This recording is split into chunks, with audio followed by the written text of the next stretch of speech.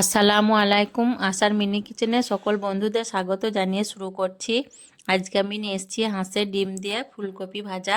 শীতের এই দুপুরে গরম গরম ভাতের সঙ্গে কিংবা রুটি পরোটার সঙ্গে এই ফুলকপি ভাজা ডিম দিয়ে খেতে কিন্তু খুবই অসাধারণ লাগে। তো চলুন আজকে রেসিপিটি দেখে নেওয়া যাক। আর রেসিপি পছন্দ হলে আমার চ্যানেলটি সাবস্ক্রাইব করে আমার পাশে থাকবেন। রান্না করার জন্য আমি গ্যাসটা অন করে একটা কড়া বসিয়ে দিয়েছি আর দিয়ে দিচ্ছি সর্ষের তেল। তেলটা ভালো করে গরম করানোর পর আমি এখানে 3টা হাঁসের ডিম নুন দিয়ে ফেটিয়ে নিয়েছি। দিয়ে আমি ডিমটা প্রথমে ভেজে নেব। এখন আমি নাড়াচাড়া করে ডিমটা উল্টে পাল্টে ছোট ছোট টুকরো করে ভেজে নেব।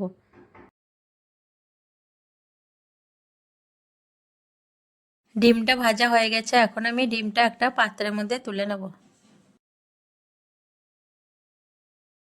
ডিমটা তুলে নেওয়ার পর ওই গরম কড়াইয়ের মধ্যে আমি আবারও সর্ষের তেল দিয়ে দিচ্ছি।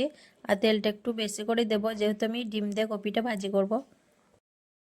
তেলটা ভালো করে গরম হওয়ার পর দিয়ে দিচ্ছি হাফ চামচ মতো গোটা কাঁচা জিরে আর দিয়ে দিচ্ছি খুব অল্প পরিমাণের কালো জিরে।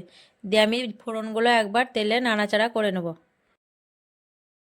ফোড়নটা আমি ভালো করে নাড়াচাড়া করে ভেজে নিলাম।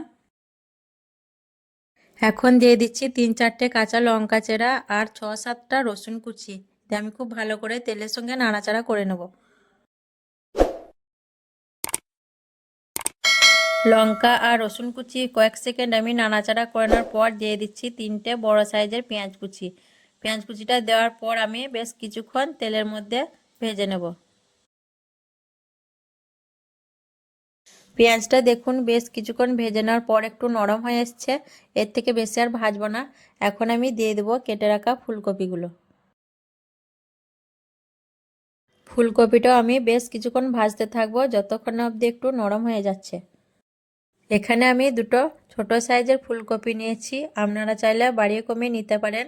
আর কপিটা আমি এখন নেড়েচেড়ে ভাজতে থাকবো যতক্ষণ না কপিটা একটু নরম হয়ে আসছে। কপিগুলো দেখুন বেশ কিছুক্ষণ ভেজে নেওয়ার পর একটু নরম হয়ে আসছে। আর এখন আমি এর মধ্যে কিছু মশলা দিয়ে দেব। দিয়ে দিচ্ছি পরিমাণ মতো নুন, হাফ চামচের থেকেও কম হলুদ গুঁড়ো, হাফ চামচ শুকনো লঙ্কা গুঁড়ো। ঝালটা আপনারা যে যেমন খাবেন সেরকম দিবেন। এখন আমি নাড়াচাড়া করে মশলাগুলো কপির সঙ্গে খুব ভালোভাবে কষিয়ে নেব।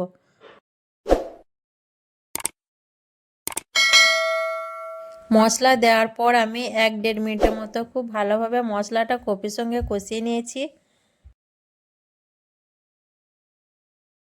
এখন আমি ঢাকনা ঢেকে দিয়ে 2 মিনিটের মতো লো ফ্লেমে রান্না করে নেব। 2 মিনিট রান্না করার পর আমি ফিরে এলাম। আর কপিটা থেকে দেখুন বেশ অনেকটাই পানি ছেড়ে বেরিয়ে এসছে। এখন আমি একবার খুব ভালো করে কপিটা নাড়াচাড়া করে নেব। ভালো করে নাড়াচাড়া করে নেওয়ার পর এখন দিয়ে দিচ্ছি আগের থেকে ভেজে রাখা হাঁসের ডিম। হাঁসের ডিম দেওয়ার পর আবার আমি খুব ভালোভাবে নেড়েচেড়ে কপির সঙ্গে ডিমটা মিশিয়ে নেব।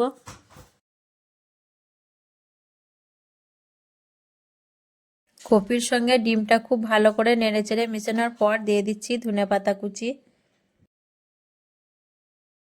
ধনেপাতা কুচি দেওয়ার পর আমি আবারও ঢেকে দিয়ে 2 মিনিটের মতো লো ফ্লেমে রান্না করব। আরও 2 মিনিট রান্না করার পর আমি ফিরে এলাম। এখন আমি ঢাকনাটা খুলে ঢাকনা ছাড়া 1 মিনিট হাই ফ্লেমে কপি ভাজিটা নাড়াচাড়া করে নেব। তাহলে কিন্তু আমার ভাজাটা হয়ে যাবে।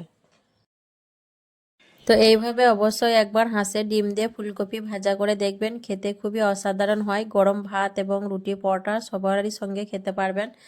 আর কপি ভাজা কেমন লেগেছে অবশ্যই কমেন্টে জানাবেন। ভালো লাগলে আমার চ্যানেলটি সাবস্ক্রাইব করে আমার পাশে থাকবেন। সকলে ভালো থাকবেন, সুস্থ থাকবেন। আসবো আবারও অন্য কোনো রেসিপি নিয়ে। আল্লাহ হাফেজ।